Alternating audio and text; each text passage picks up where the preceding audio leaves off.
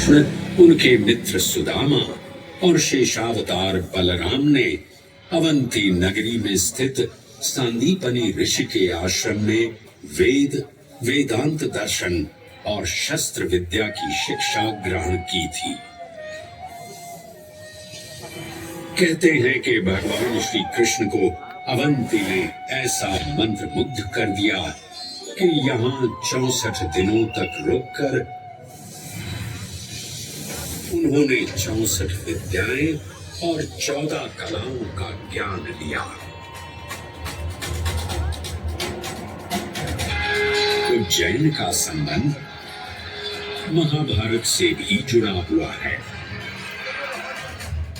इस महान महाकाव्य के वन पर्व में उल्लेख किया गया है कि महाकालेश्वर मंदिर में स्थित कोटि तीर्थ जल का स्पर्श मात्र करने से अश्वमेध यज्ञ के समान फल प्राप्त होता था। और फिर परिवर्तन की इस अनवरत धारा ने एक नई कहानी लिखी।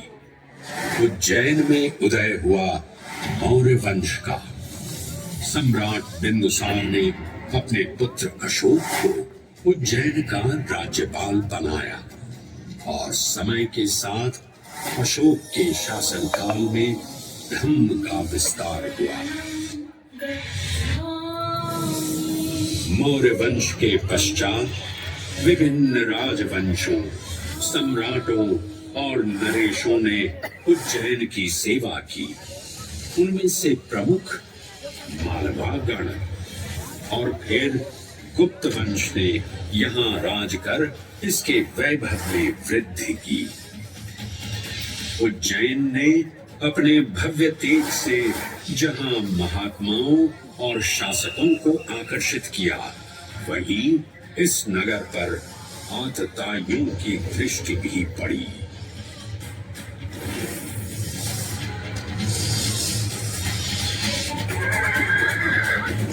शक मध्य एशिया की खानाबदोश जनजाति थी, जिन्होंने उत्तर पश्चिमी और मध्य भारत के कुछ हिस्सों पर आक्रमण कर अपना शासन स्थापित किया। ईसा पूर्व प्रथम शताब्दी में जब भारत शकों के अत्याचार से त्रस्त था, तब उन शकों ने उज्जैन पर भी कब्जा कर लिया और फिर उज्जैन में उदय हुआ एक तेजस्वी योद्धा, महाराज विक्रमादित्य का। एक तरफ शकों का बल तो दूसरी तरफ विक्रमादित्य का अद्वितीय पराक्रम। विक्रमादित्य की तलवार महादेव के तीसरे नेत्र सी चमकी। प्रचंड युद्ध हुआ। महाकाल की कृपा से शूरवीरों ने शकों को परास्त किया और उज्जैन में गणतांत्रिक शासन स्थापित किया।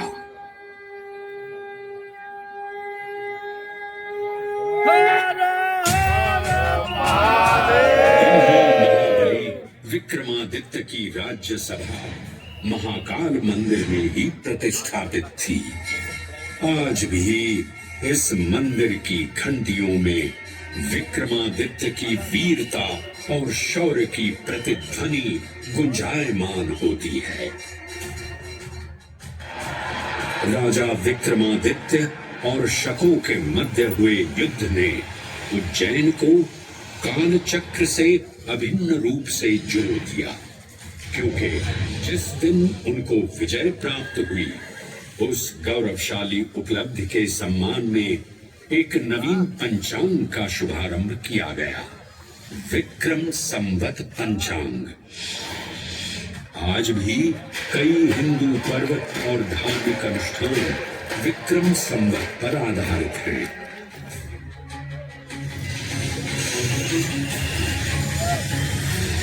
पृथ्वी की भौगोलिक कर्क रेखा इस पावन उज्जैन भूमि से होकर गुजरती है। लगभग 300 वर्ष पूर्व उज्जैन विश्व समय का प्रमुख संदर्भ बिंदु था।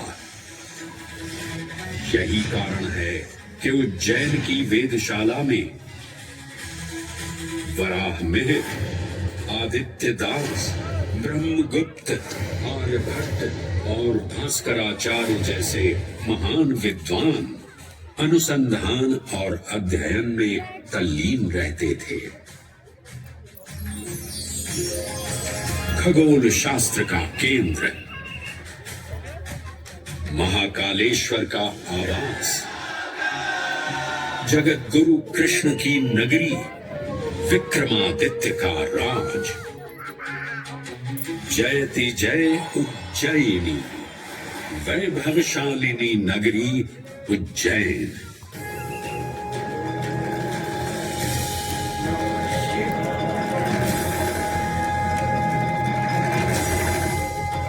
श्वासों को शिव मंत्र से अलंकृत कर, मन को भाव की गंगा से निर्मल कर, जो भी उज्जैन में महादेव की शरण लेता है उसका कल्याण होना निश्चित है। आज सुनी सबने गाथा महाकाल की, दर्शन जिनके दुर्लभ हैं, नमन करे जिन्हें काल भी, चरण में जिनके है बसा।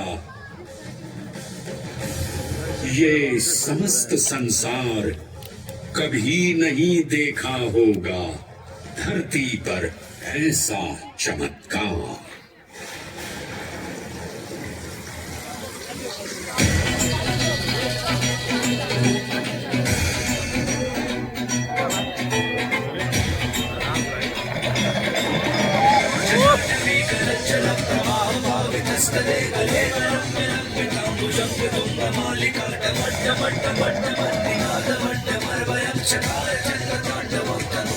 शिव शिव शिव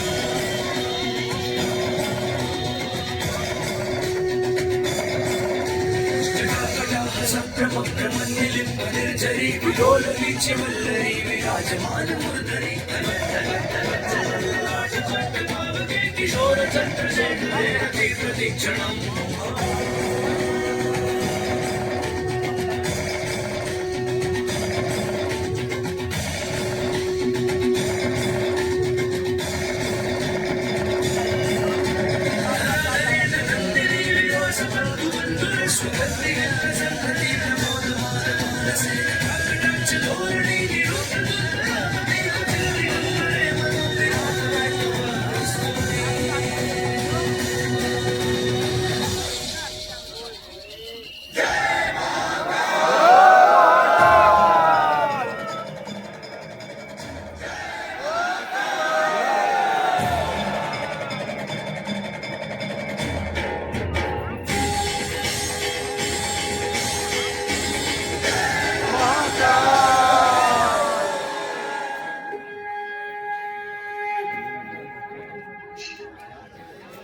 बोलो नमः पार्वती पते हर हर महादेव